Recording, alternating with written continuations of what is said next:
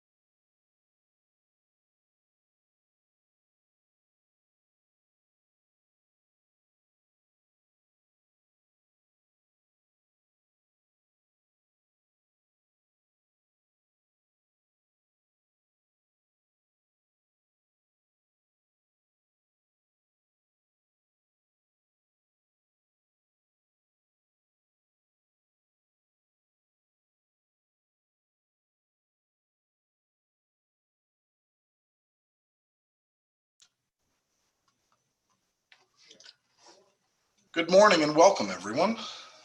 My name is Bill Griffin, Professional Development Manager at Informs, and welcome to our latest webinar in our sponsored webinar series. Today's webinar is entitled The Princeton 20 for AI Projects, a framework to manage project risks and successfully deploy solutions, led by Steve Sashihara, President and CEO of Princeton Consultants. Steve will present, and we will reserve the last 15 minutes for Q&A. Feel free to submit questions via the Q&A function in Zoom, and we will ask them at the end of the presentation. Without further ado, I will now turn it over to Steve. Steve, take it away. Thanks, Bill. Hi, everyone. Thanks for joining us live, and for those of you that may be viewing this later on YouTube. This is my bio slide, and I just want to say in passing that I'm a big fan of Informs. For over 10 years, I've been on the Informs roundtable. Not currently, but in the past, I've served as an officer, and I'm very enthusiastic about Informs, the organization, the programs, and so I'm very happy to share this information with the Informs community. I am the CEO of a company called Princeton Consultants. We're a boutique consulting firm that works in the AI and optimization space. Basically, we have 3 service lines. We do full AI optimization model lifecycle, development deployment, which is where most of the material from this presentation is developed. We also do model review and quality assurance, and increasingly in the last 5 or 6 years, we've also been working as new teams, sometimes going under the name of AI or analytics, are created in corporations, and what are the best practices. I wrote a book 9 years ago called The Optimization Edge that talks about what optimization is, trying to explain it to a business executive. Doesn't have any algorithms or jargon in it, no math. And if you don't have to buy the book, I'll give you the 1-page or the 2-page summaries. This is one of 2. How does advanced analytics, artificial intelligence, and optimization, how do these work together? I would argue that optimization is a subset of artificial intelligence. So not all artificial intelligence is optimizing or goal seeking. For example, the artificial intelligence may be trying to identify human speech or classify a picture. But when the artificial intelligence is trying to accomplish a goal, for example, beat a game of chess, then it's optimizing. So optimization is not really about a certain class of algorithms. Some people mistakenly associate it with the initial optimization algorithms, for example, the simplex or mixed integer programming. But actually, it's just a broad classification of artificial intelligence applied to human decision making, which is in the larger area of advanced analytics. So here is basically AI optimization. On my second slide, you basically have a bunch of assets, and I put those in little air quotes, meaning I'm apologizing for them. These aren't assets the way a CPA would use them. What I mean by assets in this context are things of value that you have some control over, not that you own. So you don't own your employees or your shoppers, but there are of value and you have some control over them. To these assets, you have different decisions that you're making, sometimes a single decision, class, but often and most usually a combination. So you're assigning people and equipment, and maybe you're scheduling them at the same time. So basically, AI optimization is a formal technique for making better decisions about your assets, and the outcomes that you're trying to achieve are typically to increase efficiency, to improve service, to make faster decisions, to make them more consistently, and to ultimately create more profit. This in one slide is what we call the full AI life cycle. More on this a little bit later. But I just wanted to start the talk by asking the following question. If AI is such a no-brainer, if it's a magic pill that can give you superpowers, why isn't everyone using it already? For example, schedule optimization has been around since the 1950s, well before anyone used the term artificial intelligence in any practical sense. We had algorithms in the 50s that could do mathematically perfect schedules. And yet, as a current example, we're working right now with a healthcare client that literally has 1,000 facilities today that schedule their patients and staff by hand. So why aren't they using optimization? I mean, we're happy to be hired, but it's 2020. This stuff has been around since the 50s. The AI stuff, arguably, a lot of the new stuff is been around for 5-10 years. Why isn't it more prevalent? So I think a lot of people are busy talking about how fantastic this is and how it's such a no-brainer. But I'd like to just frame this as, but why isn't it being used more? And that's one of the motivations of this talk. So I'd like to propose that it's not a magic pill. This is maybe a better graphic illustration of what optimization really looks like. It's a lot of work.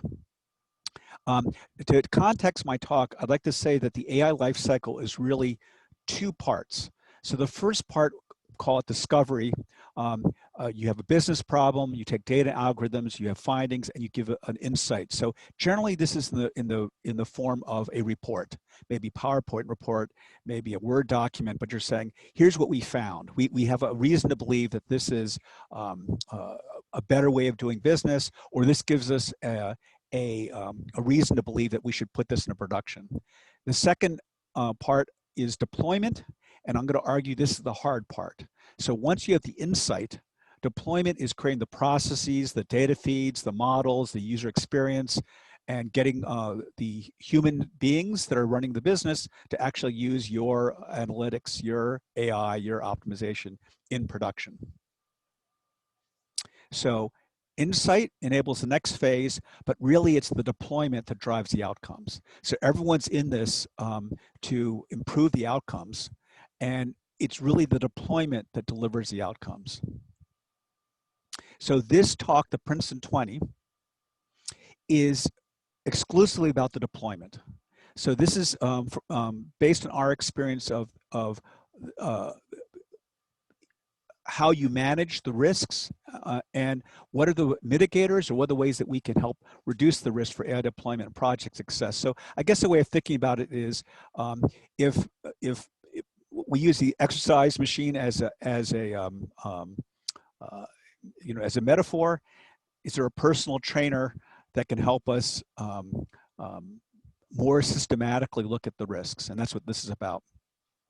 So what we've done over the years is we have devised 20 risk factors, 10 which we call environmental factors and 10 which we call technical factors.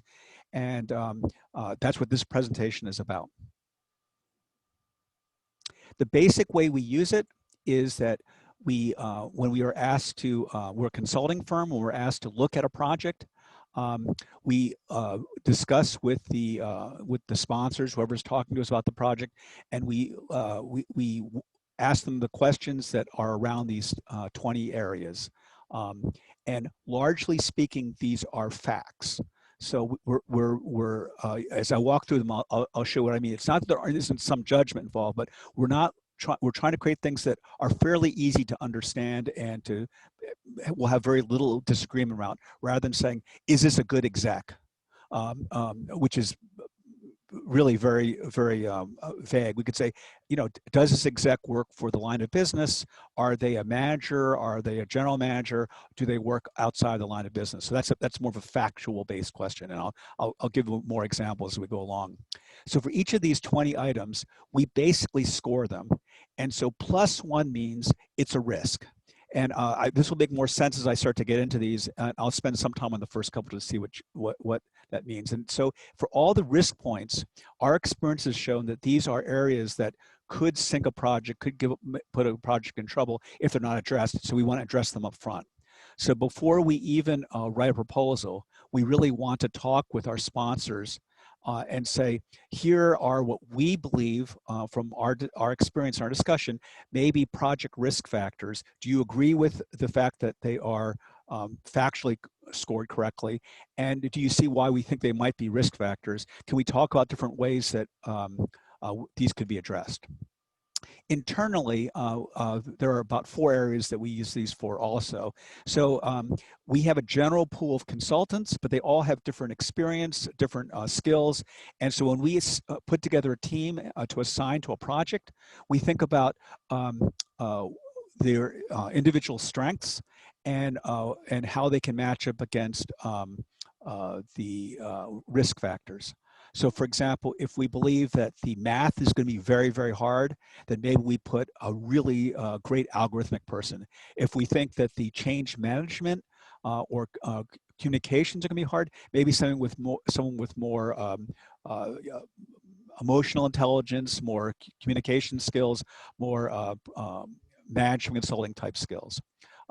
After the project is over, when we evaluate our staff on their performance, we do it in the context of the challenges. So we don't say, how well did the project do or not? We say, how hard was the project in these different areas and how did you meet those challenges? We also do for the entire project an AAR, an after action review, which we basically score the whole project. And from that, we extract lessons learned, as we call it, and we put those into a framework organized around these 20 categories, which are collected stories and mitigation strategies to help project managers, sponsors, and team members. For each of the 20, I'm going to give you a few, I'll just touch on a few examples of mitigation strategies. Given the format and the time, I'm just going to touch on them lightly, but just to give you guys an idea for each one. So the way that I'm going to go through this talk is that I am going to go through each of these 20 items. That's a lot. I'm going to spend a little bit more time on the first couple just to give you an idea of how it works. But I will go through each one. I have a slide for each one, but I'm not going to spend a lot of time. I just want to give you guys a sense of this. And this presentation will be available through Informs for your consumption. So I'm going to start with the first 10, which are what we call the environmental factors. We used to call these the business factors, but we call them now the environmental factors. And the second 10 are what we call technical factors. So the first environmental factor is the sponsoring organization business. It is our client. I should say that I think this is directly applicable to an internal team that is working for a corporation. It's probably pretty closely applicable to a consulting academic team that is working for a for-profit business. And I just want to quickly say the way this works and the way you'll see these slides is 0 or the blue does not mean no risk. It means typical. And by typical, it is typical for our firm. I just want to say we are, as I said in my introduction, we're a boutique firm. Our sample size is fairly large, but we are hired by certain types of clients in certain types of situations. So for this framework to be useful to you, to anyone that's listening to this, you might want to recalibrate how this, what is considered 0, what's +1, what's -1, but this is just what's worked for us over the years. So 0 doesn't mean no risk. It just means that we're not flagging it. +1 means it's a risk factor. It's a formal risk factor.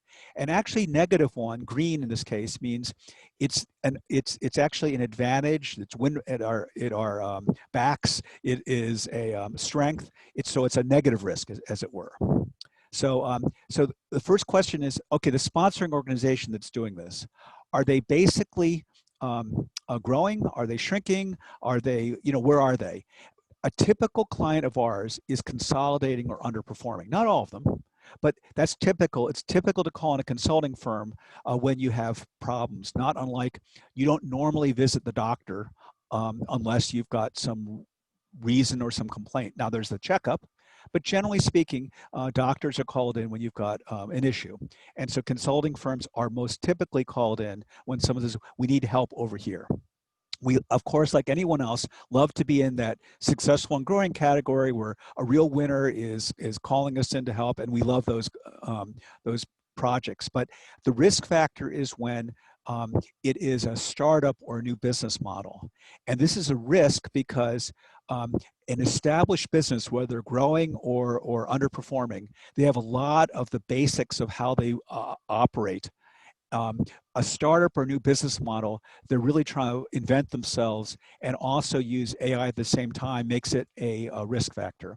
So in the bottom of the screen, here are examples of what we call mitigators. So these are approaches that we use to help in a circumstance. And I want to apologize a little bit.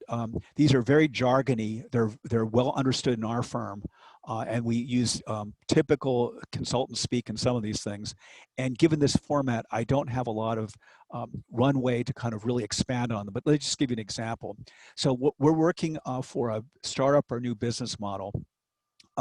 It'd be very easy to meet with 6 very enthusiastic executives in the company, and all of them might have a slightly different idea of, oh yeah, and it could do this, and oh yeah, it could do that. So it's very important that we say, we really want to carefully scope the project, select what we're trying to do. That's the first point, and focus on things that are going to have a real tangible, indisputable benefit, return on investment, ROI.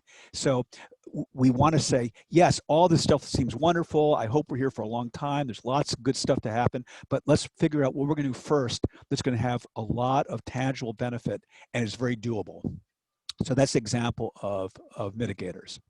Let me move on to the second one. So we talked about the sponsoring organization, but there is almost always a single sponsoring executive as well. And so a normal for us is that our sponsoring executive is a senior manager in the line of business. So the users of the organization that will be using our models, our AI, work for this person, but they are not the ultimate general manager, boss of the whole thing. If we can be sponsored by the general manager of the business, so say the president of the of this line of business, that's a plus. But a risk factor, a minus as it were, is when the sponsor of the project is actually not in the line of business. For example, they're the head of IT or R&D, analytics, operations research, finance, HR, et cetera. So good people want to help, but the risk is the people that are going to be the users of the system don't actually report up through our sponsor. So we have different mitigators to help address what we consider to be a project risk. We're not saying the project's going to fail or we're doomed, obviously, but we're just saying this is a risk. And so what do you do when the person who's calling your shots, signing your paycheck, is not the same person that the users report up through?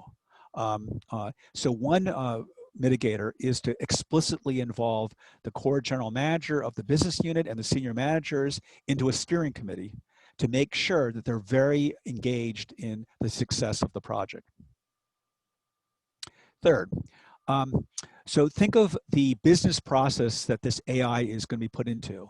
So typically for us, the business process is fairly consistent, but the AI system will represent a significant change in the way they do business. For example, right now they largely do the scheduling or the allocation or the pricing, whatever the AI is going to be doing. They largely do it by in their heads, maybe with Excel spreadsheets, maybe they have an IT system, but they largely use, quote, subject matter experts to make this decision. Maybe they're called planners, or maybe they're called schedulers, or maybe they're called pricing agents, but they're largely they're consistent in how they do things, but interjecting an AI system is going to be a pretty significant change. It's obviously to our advantage, a -1, if the AI system isn't going to represent any much of a change at all, and it is a risk factor, +1, red, if the scope of this is to actually establish a brand new standardized process. So one common example is the function is done by many people throughout the organization. They all have a slightly different way of doing it. And they maybe decompose the problem in different ways. They have different ways that they see how they make their decision. And also they may do the different pieces in a different order at different time. So you can see how that could create a challenge for an AI project. One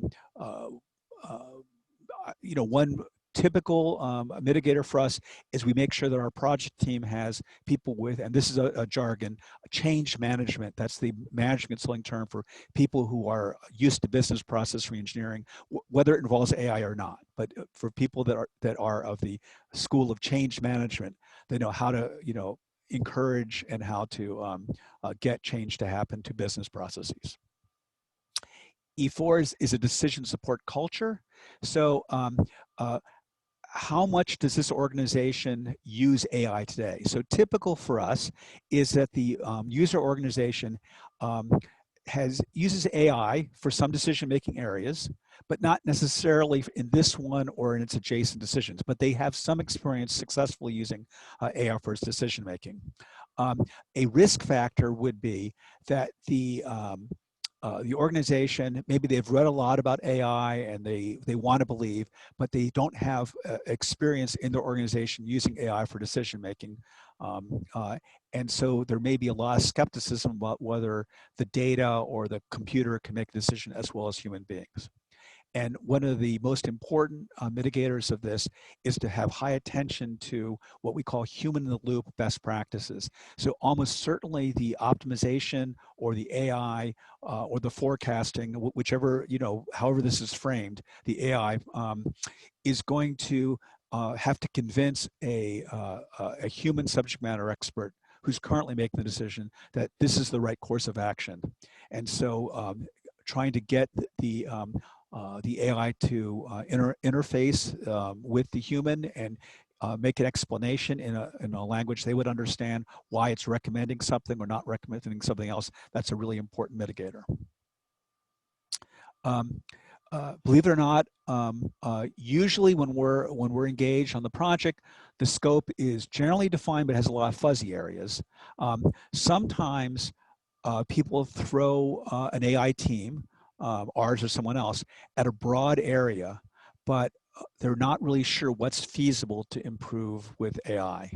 Of course, it makes it a lot easier if the project has a very well-defined, what we might call a very crisp decision scope. What do we have control over? What's our decision variables? What do you want us to accomplish? Our general cases, it's generally defined, but there's some fuzzy areas.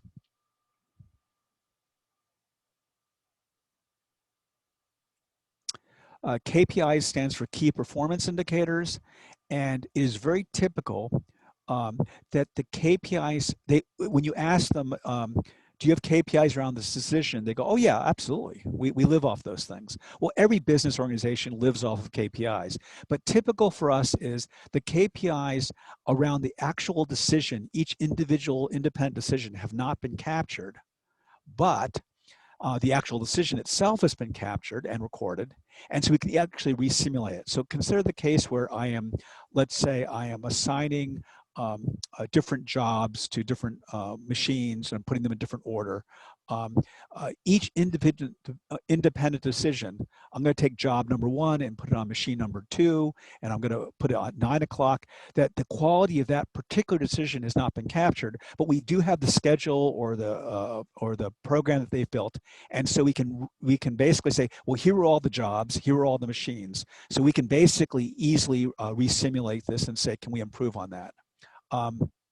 A risk factor is when the organization doesn't really have, not only do they not have the KPIs for evaluating the decision, but they also lack the ability to replay and simulate decisions. An example of that would be if the decision involves, we've just done a project where the AI is trying to help the client decide whether to take orders or not. So by take, I mean accept the order. So they get a call, a potential customer says, here's an order, do you want it or not?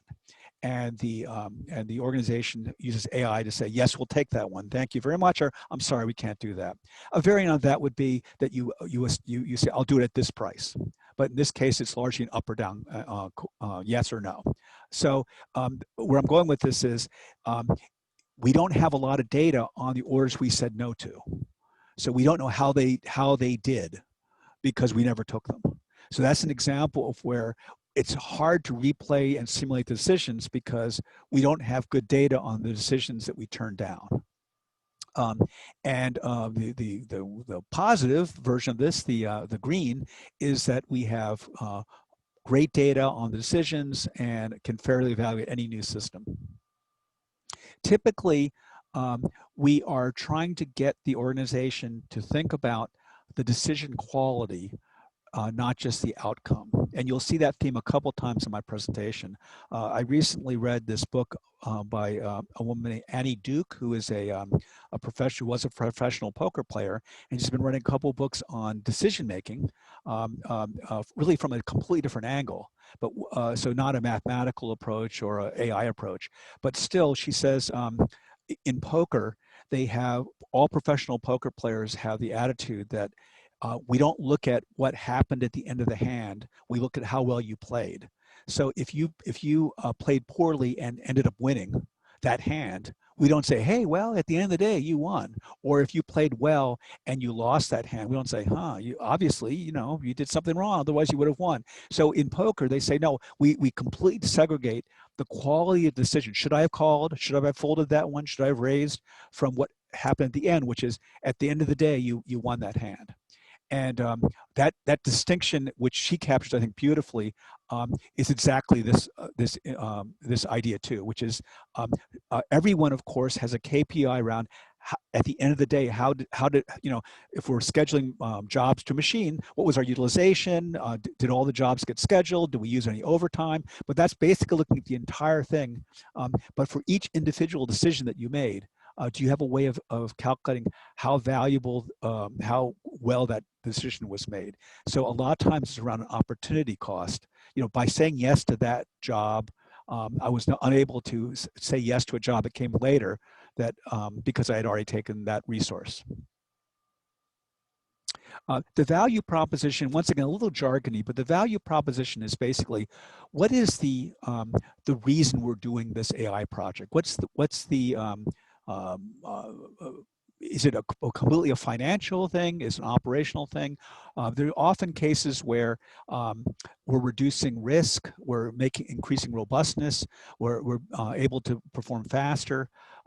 So usually for us, the sponsor of the project has a general view of why this project is being done, but they would agree it's a little hard to quantify, particularly some of the trade-offs. Of course, we're trying to increase sales, we're trying to reduce costs, we want to keep our customers happy, we want to keep our workers and our vendors happy.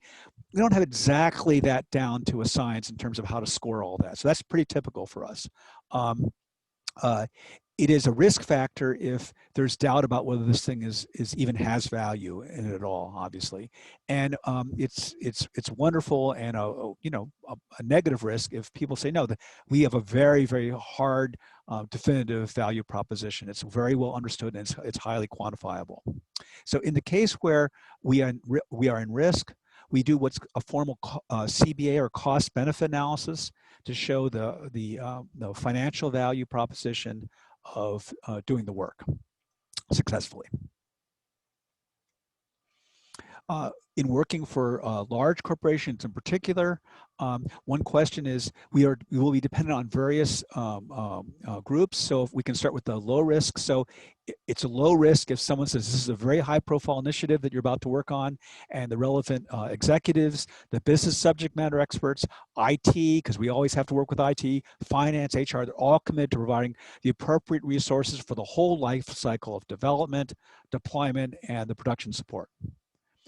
Typical to us, we enter an environment where resourcing will be tight, but this is considered a key initiative and the organization is not overly committed to other initiatives.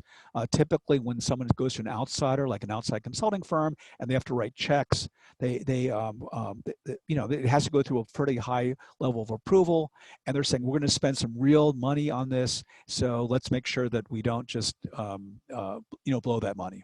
So typically the resourcing is often tight, but typically that works for us. Occasionally, a risk factor will be that it's very clear right from the get-go that there are some key people in the organization, for example, maybe some of the key decision makers, or maybe IT is involved in this large IT system rollout. And so, quote, they have low resources. It's like, yeah, but we're kind of counting on them to get our data, et cetera.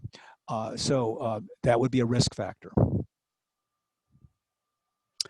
What kind of mitigators could you possibly have in that circumstance? Well, some of these things, just to call it out a little bit, is I mentioned in a previous step that we generate a cost-benefit analysis. So basically, socializing means getting a lot of people to understand, hey, this thing has got a sensational return. I mean, this is tens of millions of dollars a year. So when people are fighting for staff, just bear in mind that this thing is, is viewed as very productive and powerful. A lot of attention to making sure the sponsoring exec and steering committee of the project, also mentioned earlier, understand when we're having trouble getting the resources we need, and let them use their own political capital to say, okay, let me have a word. Yeah. I mean, I understand you guys just need a few days of their time, and I understand also they're busy on this big initiative. Let me talk to them and just see whether they can spare a few days, because that's all we need, just a few, as I understand it. So kind of working with your sponsoring exec and the steering committee to do that. And thirdly, do you have alternative resourcing plans? So for example, the internal subject matter experts are very busy, they're underwater, they're maybe some of them are out on maternity leave or something, just they're going to be very tight availability. So an alternative might be, can we get subject matter experts that have been retired or from other organizations that can help be proxies for our in-house people if they're going to be really tight? Just as an example. Other initiatives, we talked about other initiatives as in terms of drawing people away, but this is about, are we dependent on other initiatives? So in other words, we can't complete until other initiatives are there. And typically, we are dependent on an overall system of change.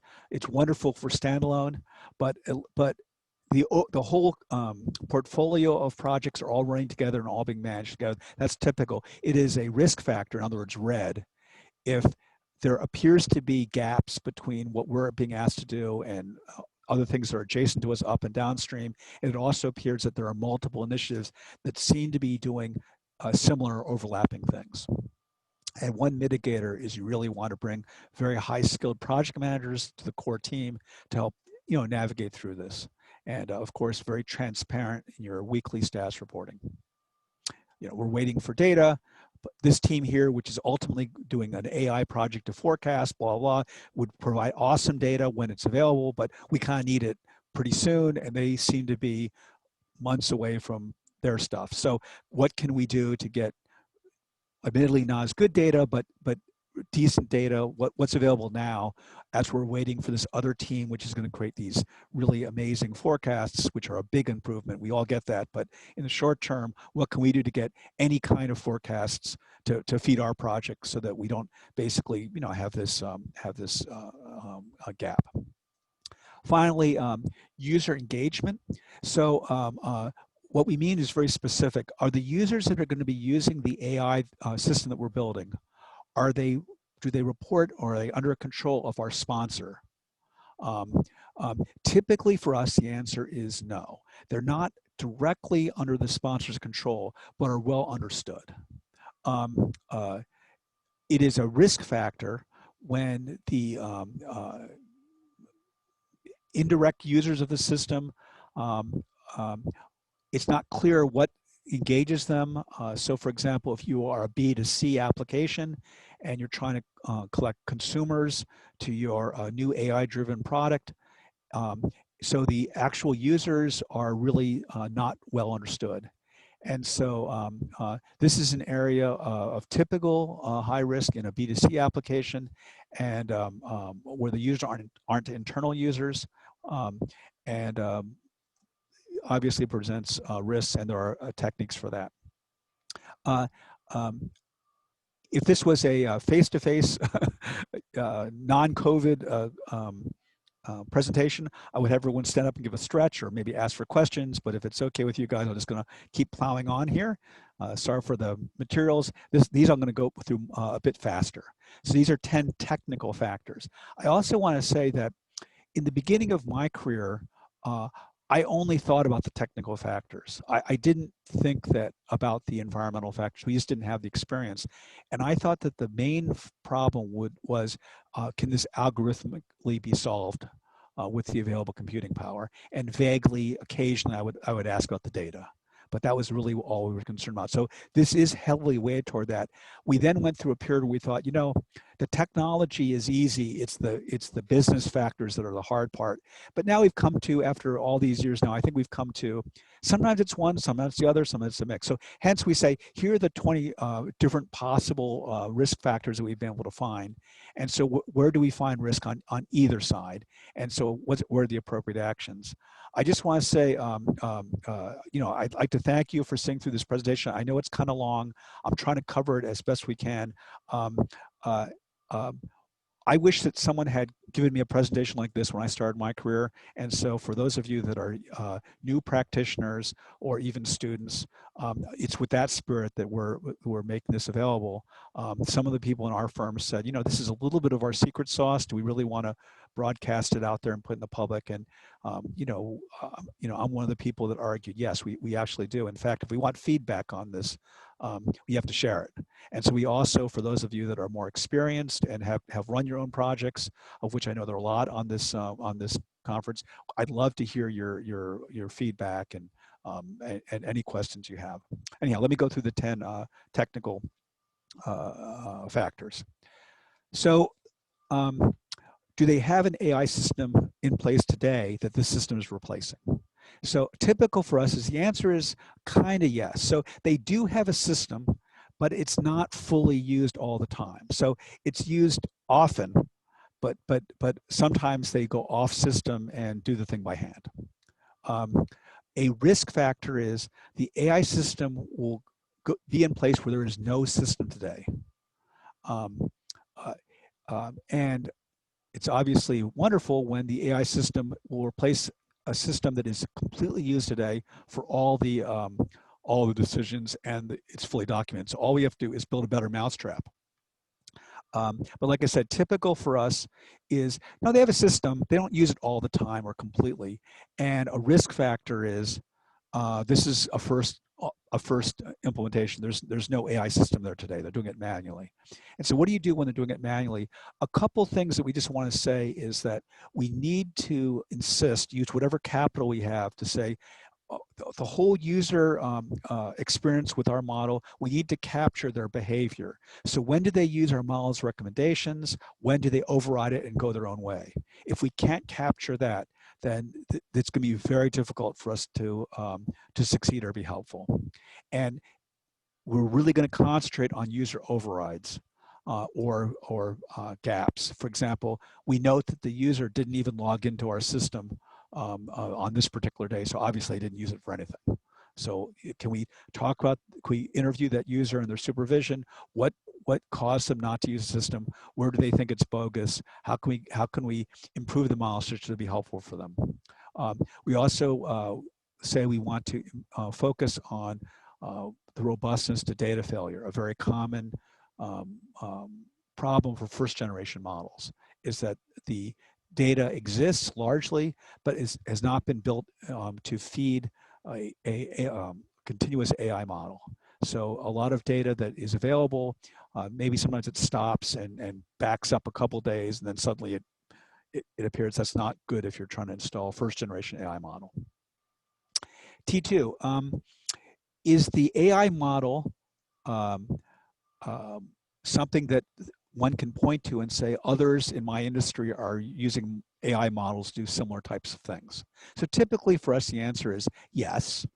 But this is a customized version. And of course, it, as we mentioned earlier, it requires very specific business and rules from our business. So garbage in, garbage out. So yes, other people have used AI models to schedule, to price, to allocate, to make hiring decisions, to decide whether to take orders, to lay out inventory, to build networks, whatever it is. That's been done. And so there's no deep feeling that this is mission impossible. But in this case, but of course, if we don't get the data right, we don't get the rules right, if we don't get this all the nuances of our business, then of course that's not a great project. So a risk factor is when this is actually a major innovation. So obviously that's very exciting. So risk doesn't necessarily mean bad. In fact, sometimes you might say, no risk, no return. But some projects, they're saying, hey, we are the biggest in our industry, we're the first in our industry, no one has ever done this before. That's very exciting. Of course it's exciting, but it also creates project risk because it's hard for people to look at the same model running someplace else and learn from it. So one thing we like to say as a mitigator is, rather than trying to swallow the whole element, the whole decision set as one big, beautiful, wonderful, innovative model, yay Edelman Award, can we decompose the decision process into a series of micro decisions, maybe a decision tree of micro decisions, and start with little models that are used for each of the micro decisions, particularly where we have a very, very strong set of data, and the modeling technique is going to be very flattering. For example, traditional optimization of mixed integer programming is very flattering when it's a combinatorial optimization problem, because no human being is going to be able to shuffle factorial numbers of tasks. It's just, clearly. So a MIP is really beautiful for that particular part of the problem. There might be other parts of the problem, for example, new machine learning techniques where you say, there's so many different potential of signals. They seem to be changing all the time. And so it's very difficult for us to nail this down and have subject matter create a rule book. So to have machines basically either learn on training set data or sense patterns that could be time series or anything else, that's a part of the problem that it doesn't solve the whole problem, but we've decomposed that into a little decision. The decision might be, do I think that business is a little weak right now or is growing? If I think business is good, I might be less inclined to accept this order or to schedule this small job because I think things are going well. If I think things are a little soft, then I might be more inclined to grab something that seems a little second tier and just go with that. Are we involved with new technologies? And by that, I mean something fairly specific in AI projects. And let me say this, I don't have anyone particular in mind, and I'm not trying to be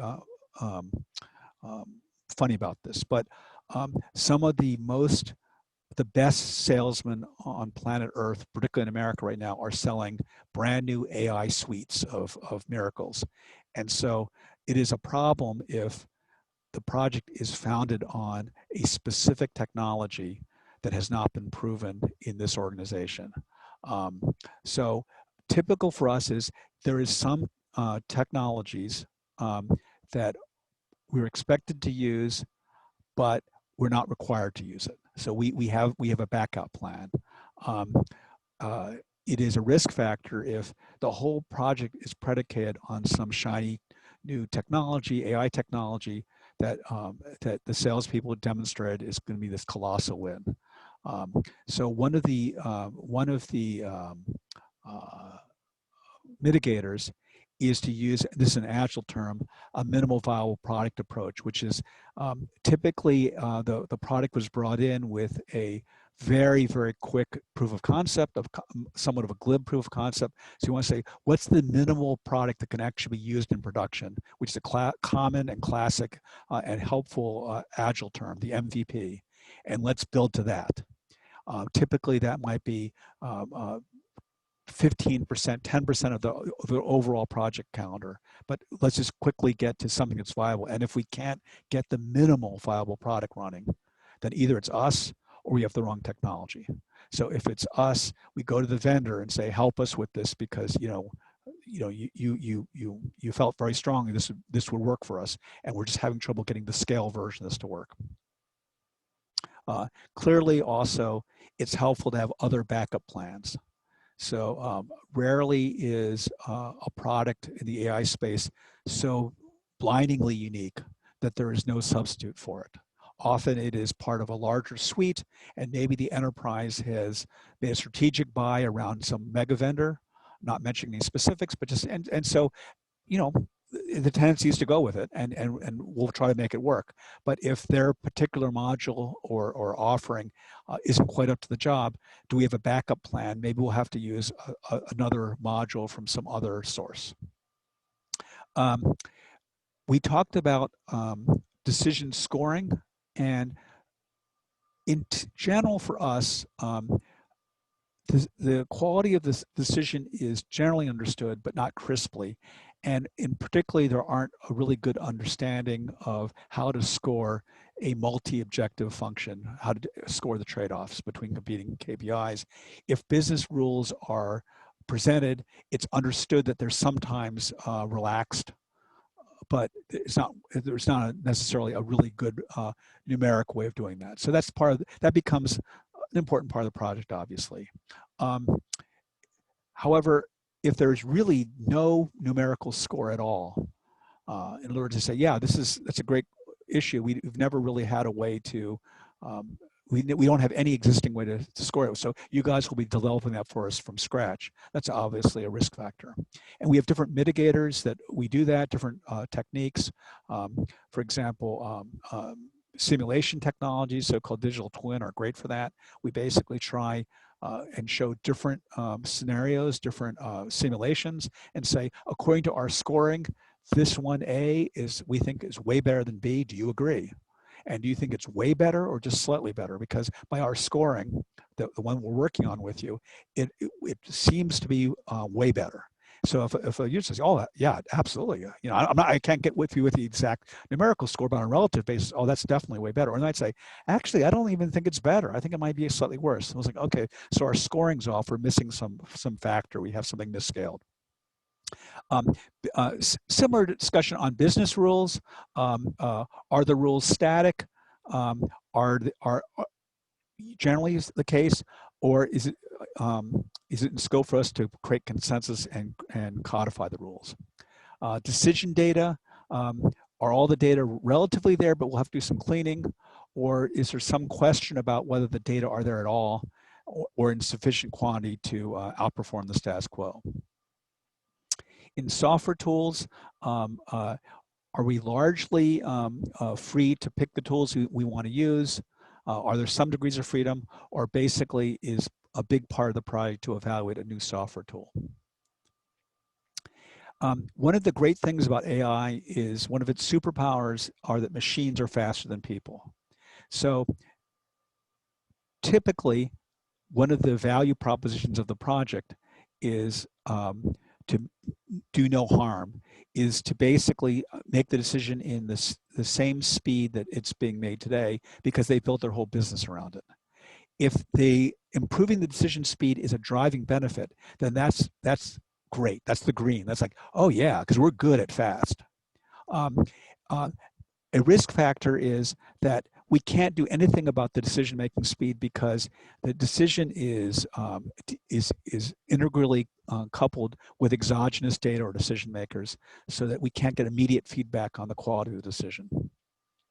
User experience, typically for us, there's substantial human-in-the-loop cooperation, and that takes a lot of careful design. A risk factor is in scope, is designing a user experience that will attract users, often in a B2C application. Finally, how much process maturity is there at the organization overall? And a typical large company has successful projects in production, but maybe in other areas, not this one. If the business has almost no large-scale production deployments of AI, that's obviously a risk factor. So that's T10. So that brings me through all 20, and this is basically my presentation wrapping up. I wanted to say a couple just closeout things. So as I mentioned early on, this is our scoring system. Your actual factors and how you score them in particular may vary, but I'd like to just make the argument that a fact-based, consistent vocabulary and framework for communicating and controlling risks is valuable. So I'm not saying it has to be ours, but you can take this, you can modify it, you can throw it out and start from over, but have one. Have a fact-based, consistent vocabulary for communicating and controlling risk. Secondly, a question that we often get is whether you see a lot of plus ones and minus ones and zeros. Do you add all those up? That would have no meaning. So we just say plus one means risk, minus one means negative risk, zero means neutral. So while culturally we say there's a little bit of question of how many risk factors are there, 5. A single failing on a single error can sink a ship. A single torpedo can sink a ship. On a project, the practicalities of the Princeton 20 is it helps move the planning conversation toward preventing problems up front, because you really put a lot of attention on the things that are scored as risks going into the project. It also helps as the project runs, project manager to focus on probable root causes, because we said we identified this as a risk, we put in some mitigators, it is now where the project is struggling a bit. And so we identified upfront this was a risk area rather than blaming the analyst or the practitioner first. What's going on here? Why can't, I thought you were super smart. What's wrong with this? And we identified the data might be an issue, and indeed it is. Or we identified that the organization giving us the data was doing a lot of things, and indeed they're having a little trouble getting around to us. And also finally, this organizing principle allows us to take, as you do these projects, as the gray hairs like me have done these projects, this provides a framework for us to take our lessons learned, as you've seen, and basically our tactics, our what we call our mitigators, and put them in the right category so we can share them and help them with others. So it isn't a magic pill, it is hard work, but it's also transformative. So I just want to close by saying to the Informs members listening that we'd be thrilled to share this with you, to send this presentation. I believe that this will be recorded and put on YouTube, and there'll be links available. We always love talking with our colleagues to share and learn best practices. So if you have questions, observations, suggestions, please contact one of the authors, either by email or we're pretty much at every Informs event. So we'd love to meet you and talk with you about, what you think. So thanks. That's my whole presentation, and I'll turn it back over to Bill. Thanks, Steve. I've got a couple of questions, and I will pose them now. Daniel from Frontline, his question is, do you ever get pushback when you talk about, quote, AI models, end quote, where the project will actually use a conventional optimization, e.g. LP/MIP model?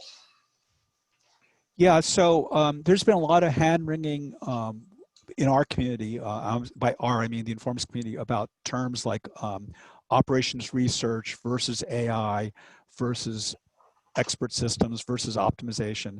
And as I showed in my early slide, we've chosen commercially to say it's all good, but we would say optimization is anything that's goal seeking, not necessarily something that can be proven to be perfect. And so we choose to use the term optimization to include things like reinforcement learning, which is largely coming up through the the machine learning AI school. So we don't see the tension between those two. I'm not claiming that we're right. I'm just that's just how we've commercially decided to talk with it. And I think increasingly other firms are doing the same thing. Great, thanks, Steve. Another one from Daniel, follow on to that. What's the smallest project in calendar time and service fees where you would perform this 20-step assessment? I mean, is there a threshold in terms of either time or fee where you would? Yeah, I mean, if it's a if it's a week or less, I mean, we're still going to have these conversations, but it might just be, a very early data set, and someone just says, here, um, take a look. But this framework is used for deployment. So, we're often asked to do some exploratory data. As I mentioned, the two steps would be like some kind of exploration where you have an insight. We generally aren't going to score that because our whole scoring is about its eventual deployment. So if the insight isn't compelling or isn't funded, what's the point of talking about all the possible glitches about installing? But once someone greenlights it, this is going to go into production. This is going to go to live users, whether that's 2 or 3 users or 2 or 3,000 users. Well, then we definitely want to have that full discussion, whether the actual technology involved only took a couple weeks, or this is intended to be a one-year project. Great, thank you. Robin asked a question. Projects can run the gamut in complexity and duration. I'm wondering how long the typical project is at Princeton Consulting. Yeah, so it's a great question. We have basically fallen in line with IT and are really big proponents of the agile approach. So we'd like to divide any project into sprints. Typical sprint duration, 2 weeks, 3 weeks, 4 weeks. Often that is in line with how our sponsor IT organization sees the world. And we want at the end of every sprint to deliver something that is usable by users. Early uses might be more proof of concept-y and less something that is we can claim is real production, but still it seems to be making a good value in some small parts of the problem. Having said that, if we play our cards right as a consulting firm, you as a practitioner, possibly as a faculty member, you can string these together and be adding value for a long time, either to an individual organization or to an industry. You can build an entire academic career spanning decades, keep advancing the token. So the individual project, if you think of it as a bunch of little pieces, those pieces can stretch out for a long time. Sometimes you'll stop at one place and then pick it up for someplace else. Wonderful. Another question from Bill is, how has your list evolved on your AI project? Or how general is it? How has this evolved over time? The real evolution in recent times has been the mitigators. And also, I would say that AI in particular is fairly hot. I think everyone would agree with that. But a lot of the attending risks that come with it are hot too. So it was easier in some respects to do operations research when everyone immediately threw up their hands and said, oh no, math, like just make it happen and I won't ask you about what's happening. Nowadays, a lot of people are asking, because they're interested, hey, are you using machine learning and, are you using neural nets? And, so that creates different project risks. So that's what's wonderful. That's good on one hand, but it also creates other project risks when people have already solved the problem in their minds and they want you to use a certain technique, for example. So I would say it's not so much necessarily that the categories have changed, but which ones we see more often and what some of our, what we call mitigators or tactics for addressing them. Great. Last question we have is from Linda, and she asks, where would something like model interpretability fall under? AI decision scoring? Let me see if I'm getting this right, because I may be answering the wrong question, but let me see if I can. So by interpretability, do you mean the understanding the recommendation coming out of the model? I may not be getting that right, but so let me run with that, and my apologies if I'm not understanding the question correctly. That's my Linda fault. says, yep. Okay, great. So I think it's fundamental to our work that we bury the analytics underneath it, and we completely express the model's recommendations in a way a human being can understand it. So for example, let me go back to statistics, okay? You don't want to assume the person understands what a p-value is or understands how to read a regression. You're basically trying to tell them, we have very high confidence that this is what you should do, and here's our own assessment of its error. But the error assessment should be in a way that does not require a stats course. And as you move to different techniques beyond statistics, it gets even harder to explain, to visualize, for example, searching through n-dimensional space. So it's really fundamental that we have to say, what's the user experience? How does the model explain not just what it's recommending, but how confident it is and why? A common also question is not why the model or the AI is recommending X, but why it's not recommending Y. So that's a very common oversight. As people say, well, you know, because it was the lowest scoring thing, but someone say, well, this seems a lot easier. Why doesn't it just do this? One final thing is that often if you ask an AI to produce a series of choices, so give me your best recommendation, but give me your second, third, and fourth. If you're not designing it well, and I think to your point, the second, third, and fourth will be trivially the same one. So for example, if you did a Google search and you typed in a phrase, you wouldn't expect to see the top 10 results all basically the same website and just one page off. Because no, that's the same, you're giving the same answer 10 times. So thinking carefully about what the user means when they say, hey, show me what you're recommending. So they might be saying thematically, what are you recommending to me? So what was your top theme? And then what was your second best theme? What was your third best theme? So if I Google search informs, maybe the best one is the informs site itself. Okay, what's next? Wikipedia's version of that. What's next? Oh, here's a review site. You know, so okay, so I'm getting different themes of how to find out about informs, but of course the informed site scored at the top, but I don't want to see different pages on the same site. So I think a lot of AI models are the same way. Is technically the second and third and fourth best are easy for us to, depending on the algorithm, to produce, but that's not what a human wants. They want thematically different, attractive alternatives. And so getting inside the user's head, that's a lot of this whole motivation. And this is a great question to end on, and thank you, Linda. A lot of this is basically thinking about that way is, you know, can you walk in the moccasins of someone that doesn't do what we do and is doing that job function? Can you walk in their moccasins and give them something that would say, hey, this makes sense to me? An example is the GPS that almost all of us use when we drive. Like I don't need to know any math. This is exactly the way I want the data. I want to see a map. I want to see turn by turn. This is a fantastic presentation. Now, the math underneath that, all the factors that you're using, traffic, shortest path, et cetera, hey, that's, you know, that's of possible interest to me, but have you really focused on how to present the actual interpretation, the actual results of the model primarily? Like, yeah, show me a map and show me the turn by turn. Perfect, beautiful.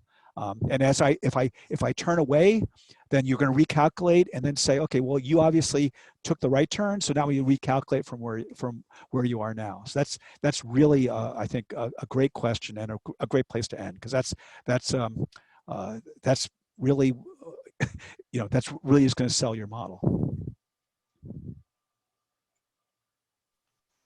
Oh, sorry about that. I was on mute. Yes, thank you, Steve, and thank you, everyone for joining us today. This, as Steve mentioned earlier, we will have this posted on our YouTube channel for future consumption. You'll get an email from us with some more information in the next 2 days. And again, we thank you very much for your participation, and we look forward to you joining us for our next sponsored webinar. Thank you very much and have a great day.